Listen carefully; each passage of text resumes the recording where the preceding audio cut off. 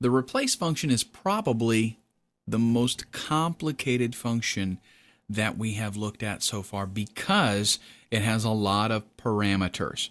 The parameters are the things that you send to the function, the information, the options, configuration, all that kind of stuff. In the round function, we've only got two parameters: the number you want to round and how many digits you want to round to. The text function has two parameters: the number you want to convert to text and the format for it. The length function only has one parameter: whatever the string of text is that you want to get the length for.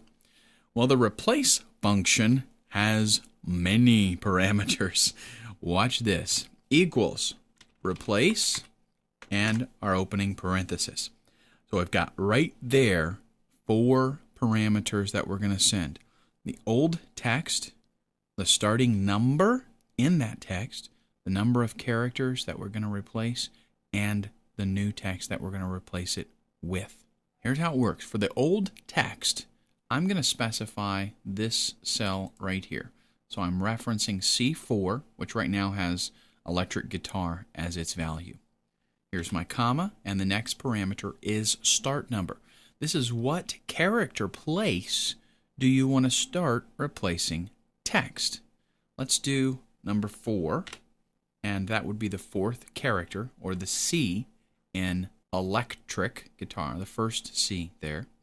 And then my comma, the number of characters that I want to replace. Let's do 3, and then another comma, and the new text that I want.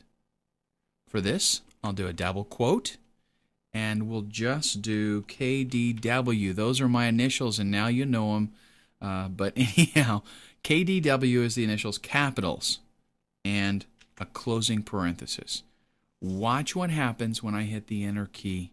Now I'm starting on this text, C4, going to the 4th character, and replacing 3 characters with that text.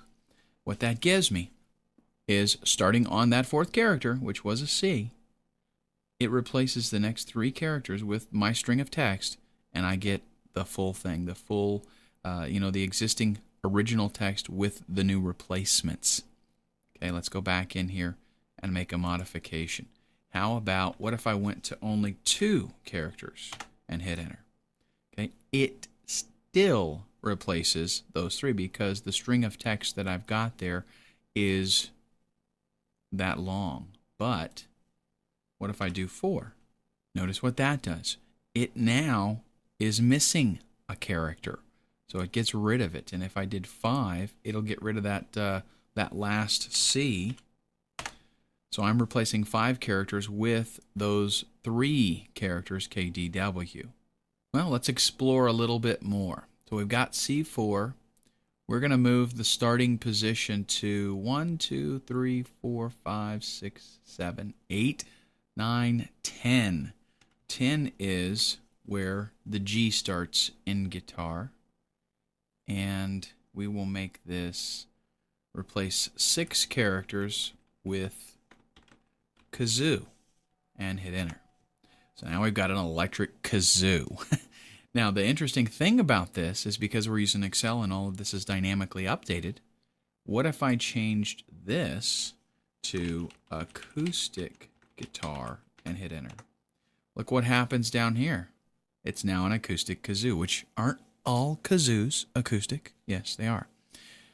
What it does is it's looking at C4, and whatever that value is in C4, it's running, everything that it's supposed to do as the replace function. So what we're going to do in the next video, and I'll go ahead and put the apostrophe here so you can see, the single quote, I should call it. And we'll make that larger. What we're going to do is combine the length function and the replace function, because here's what we've got to have. We know what text we're going to reference, right? When we're in this cell right here, we're going to reference that text. What we don't know is the length of that text, because this could be, $351.71. It could be $3,500.20, or it could be $1.20. 25. So we don't know where to tell the replace function to start. But what we can do is use the length function to get the length of characters, and then we can tell it where we want it to start. And we'll do that in the next video.